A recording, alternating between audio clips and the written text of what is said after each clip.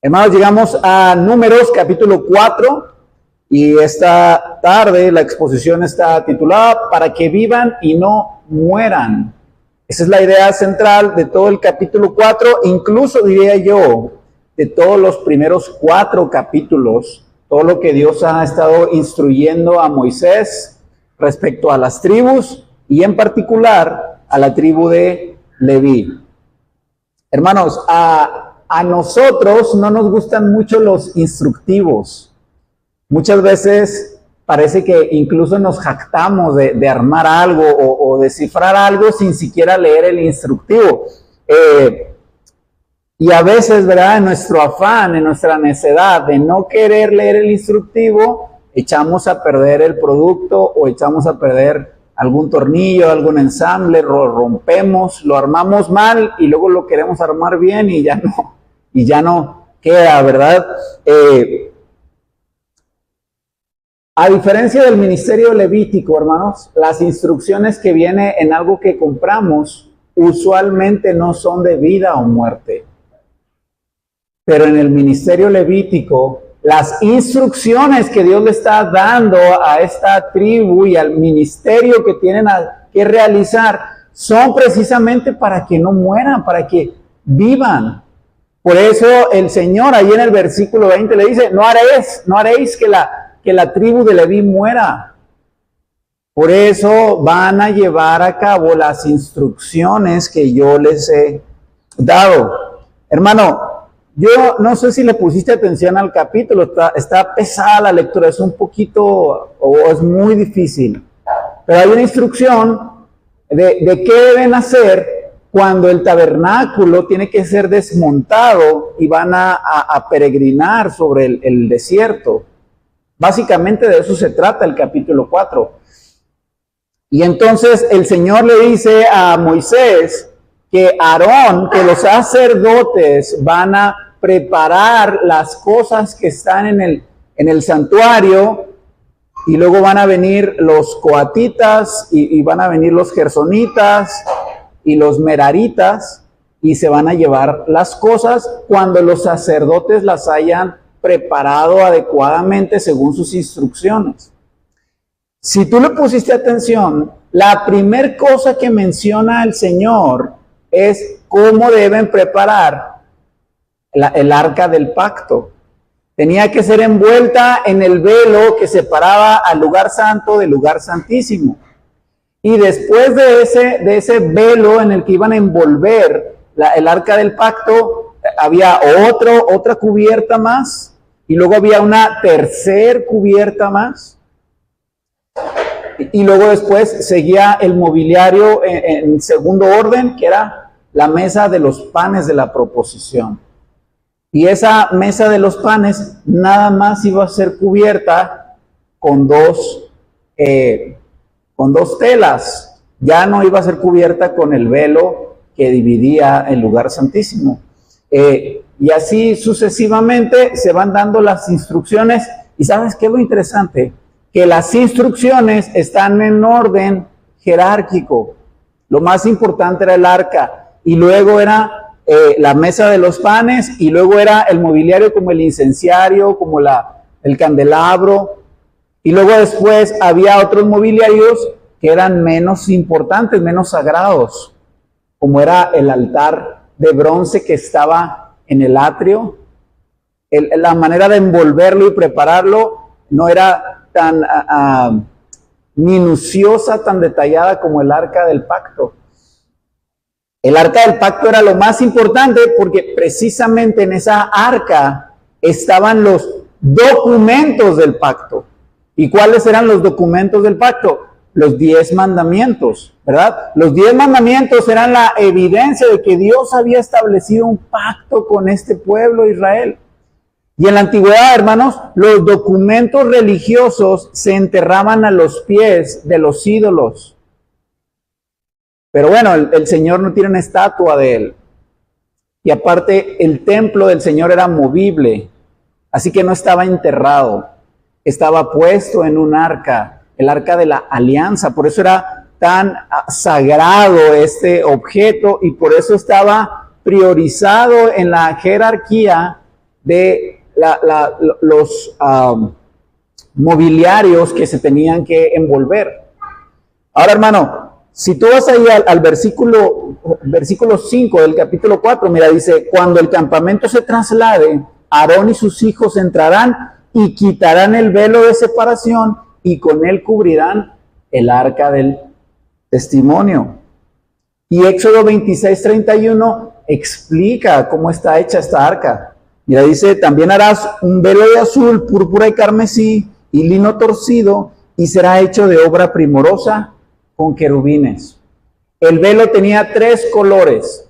Con esos 3 colores estaba envuelta el arca del pacto. Pero el arca, la mesa de los panes de la proposición no estaba envuelta con 3 colores, solamente con 2. Y luego el mobiliario de afuera, como te decía, el altar de bronce solamente estaba envuelto en un color, en el púrpura.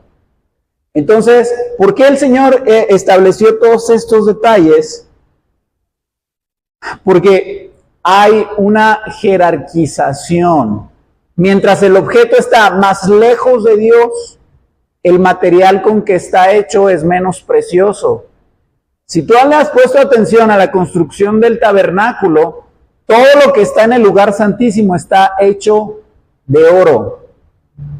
Pero si tú te fijas en las cosas que están fuera del tabernáculo, están hechos de materiales menos preciosos. El Señor quiere que entendamos que hay un orden jerárquico cuando nosotros nos acercamos a Él. Pasó exactamente lo mismo con el establecimiento del campamento alrededor del tabernáculo. Teníamos a los que habían sido llamados, escogidos a servir, eran los levitas, formaban un anillo de protección alrededor del tabernáculo. Y luego estaban las tribus, ¿verdad?, alrededor del tabernáculo, y estaban organizadas también en orden jerárquico. La primera era la tribu de Judá. Y si pensamos todavía en el lugar más privilegiado de todos estos armados de los campamentos, era la familia de Amram, Aarón y Moisés, acampando justo a la entrada del tabernáculo. Hermano, ¿por qué tenemos estas distinciones jerárquicas? El Señor es muy claro en decirnos que todo aquel que quiere acercarse a Dios tiene que cumplir un estándar que Dios exige por la naturaleza de su persona. Él estaba diciendo, con todas estas instrucciones, con todas estas restricciones, que aquel que se quiere acercar a Dios no puede acercarse nada más como se le pega la gana o cuando él quiere. Tiene que sujetarse a los estándares que Dios ha establecido, porque Él tiene tal dignidad en su persona y exige tal, valga la redundancia, exigencia, ¿verdad?, que nosotros nos tenemos que someter a sus estándares. Hermanos, de manera que incluso los coatitas, ¿recuerdas que eran 3 familias en la tribu de Leví? Coat, Gersón y Merari. Los coatitas de esos 3 eran los que tenían el ministerio más privilegiado. Pero aquí en el capítulo 4, en el versículo 20, Dios le dice a Moisés, ni siquiera los coatitas, que son una familia de la tribu de Leví que está enteramente consagrada a mi servicio, podrá ver los utensilios. De otra manera, morirán. Hermano, ¿entiendes cuál es el principio de Números? Tú no puedes ir a ver al rey cuando tú quieres o como tú quieres, ¿verdad? Hay una distancia, hay una diferencia de dignidades, de manera que Él establece todos estos parámetros y exigencias para que Israel entienda quién es Dios y cómo debe ser temido y honrado.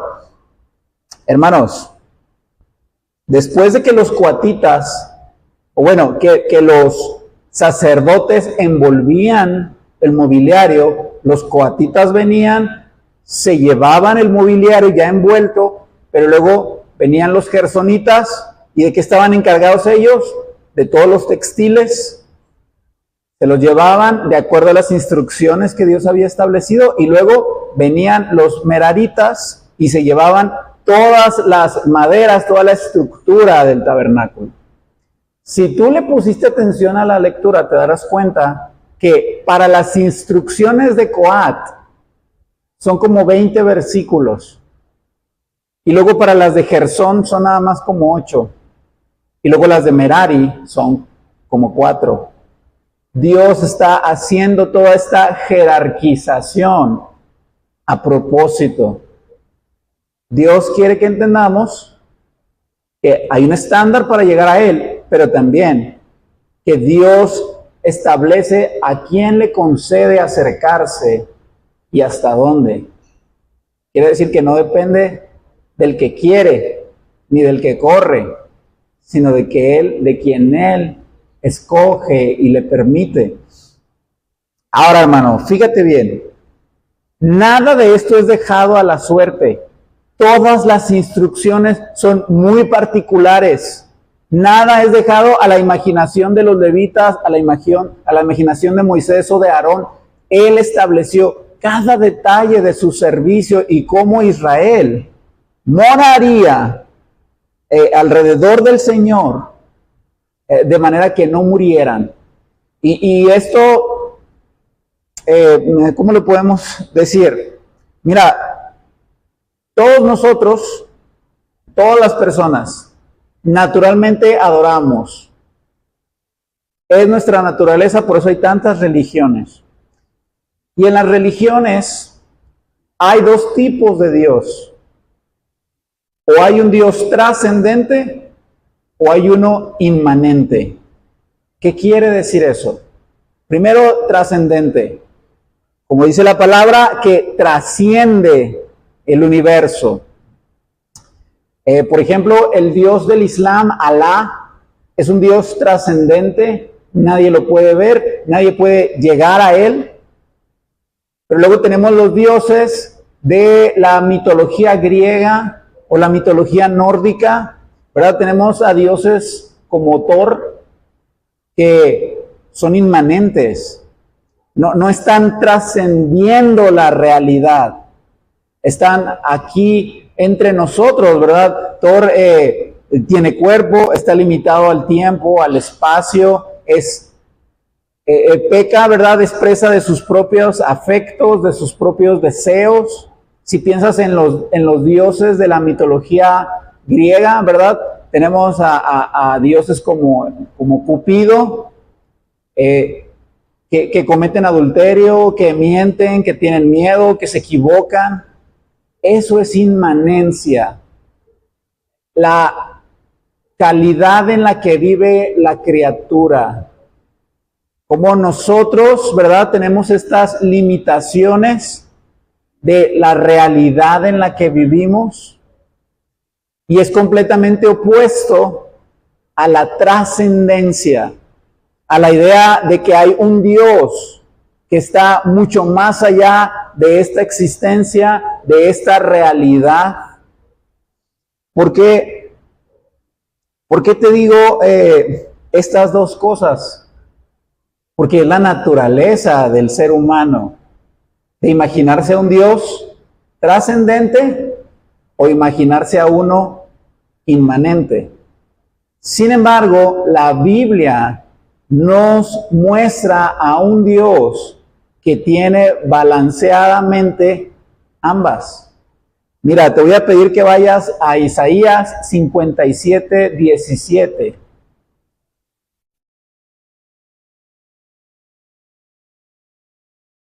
Dice así: porque así dijo el alto y sublime, el que habita la eternidad y cuyo nombre es el Santo. Yo habito en la altura y la santidad, y con el quebrantado y humilde de espíritu, para hacer vivir el espíritu de los humildes y vivificar el corazón de los quebrantados. Mira cómo aquí hay trascendencia e inmanencia. ¿Cuál es la parte de la trascendencia? Dios está diciendo, yo vivo en lo sublime, habito en el cielo, ¿verdad? Donde no hay pecado, donde no hay maldad, esa es mi morada. Pero al mismo tiempo está diciendo, yo habito con el quebrantado de corazón.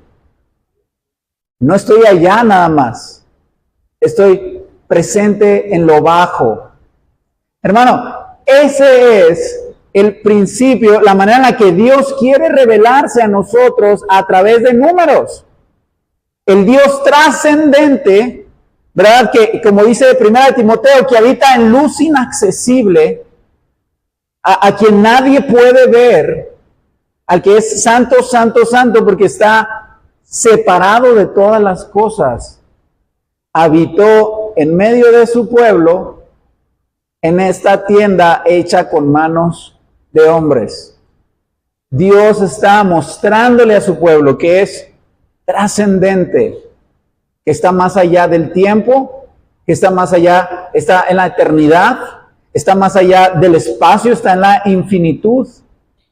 Y al mismo tiempo estaba a unos metros del campamento de los levitas, de la tribu de Judá, de la tribu de Efraín, etcétera, etcétera. Tenemos a un Dios que es inmanente, que está en medio de nosotros, y un Dios que es trascendente, porque aunque habitó en medio de ellos, su morada está envuelta en misterio y en peligro, de manera que había tantas barreras y tantas limitantes y tantas instrucciones para que Israel pudiera vivir para que Dios pudiera vivir entre ellos sin matarlos, y para que Israel pudiera servirlo y adorarlo sin que murieran en el intento. Hermano, ¿entiendes lo que te estoy diciendo? Que nuestro Dios es trascendente e inmanente. Debes de tener una perspectiva bíblica de esto. Te voy a decir por qué. Hay quienes piensan que Dios es nada más trascendente. Y entonces surgen religiones como el agnosticismo. Y que dicen, Dios no puede ser conocido. Dios es tan elevado, es tan santo, es tan grande y tan perfecto, que no puede entablar una relación personal con alguien tan pequeño, tan malo, tan insignificante, tan incapaz de comprenderlo. Eso es una creencia completamente de un Dios completamente trascendental nada más. Pero luego tenemos el extremo opuesto, y pasa mucho en el cristianismo. Cuando hacemos de Dios un Dios meramente inmanente. ¿Cómo se ve eso en la vida práctica? Tenemos a un Dios que lo que más ama es a nosotros. Tenemos a un Dios que no es feliz, que está enojado y está frustrado con nosotros y está buscando a toda costa, ¿verdad?, que nosotros creamos en Él y lo amemos y lo sirvamos. Si no, sus planes no van a funcionar. Tenemos muchas veces en el cristianismo una idea de Dios, de un Dios que ha sido amansado, que ha sido entrenado, ¿verdad? Y entonces está así como, ¿cuál será la palabra, hermano? Como domesticado.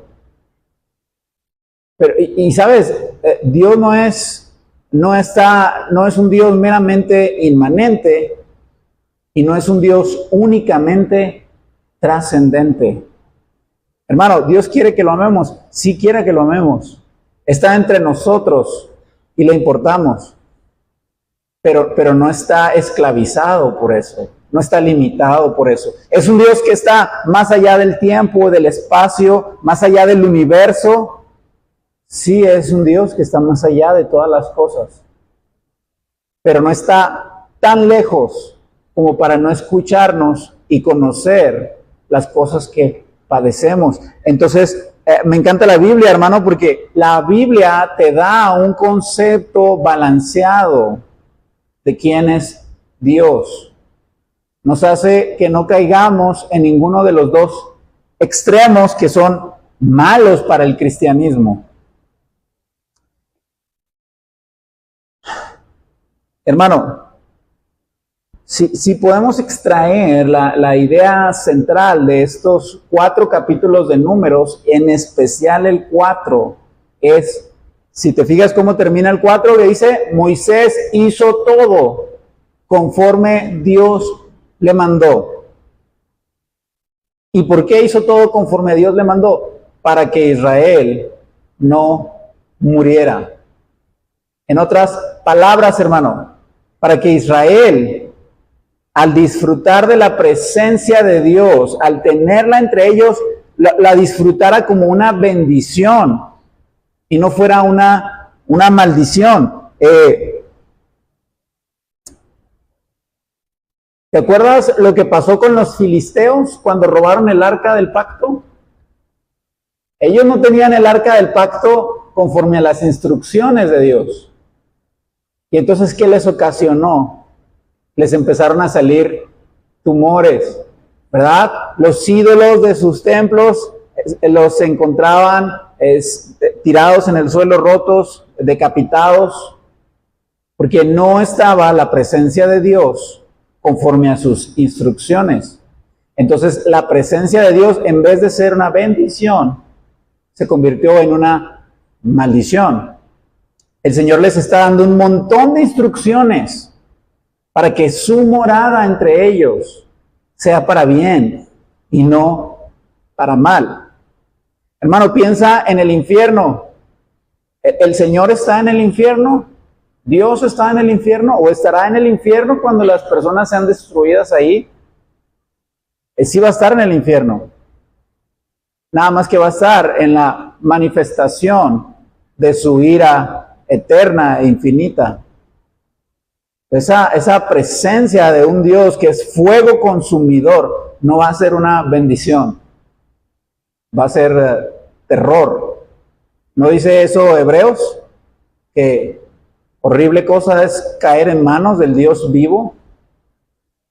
Entonces la intención del Señor, y al darles todas estas instrucciones, ¿verdad? Y enfatizar que hay una jerarquía escalonada de cómo hay que acercarse a Dios y cómo la exigencia entre más cerca estás es mayor, es porque estamos adorando a un Dios que es trascendente, pero no se ha quedado allá lejos, sino que ha venido a este mundo a habitar entre su pueblo. Hermanos, Dios en su palabra nos da abundantes mandamientos. Hay abundantes mandamientos que son sí y que son no. ¿Y por qué el Señor nos da todos estos mandamientos? Así como le dio a los levitas todas estas instrucciones. ¿Quiere el Señor complicarnos la vida? ¿Quiere arruinarnos lo que se disfruta más, lo que trae más placer y felicidad en esta vida? ¿Eso quiere el Señor? ¿Por qué el Señor da tantos mandamientos y tantas limitantes y tantas prohibiciones? Todo lo contrario. Dios da su ley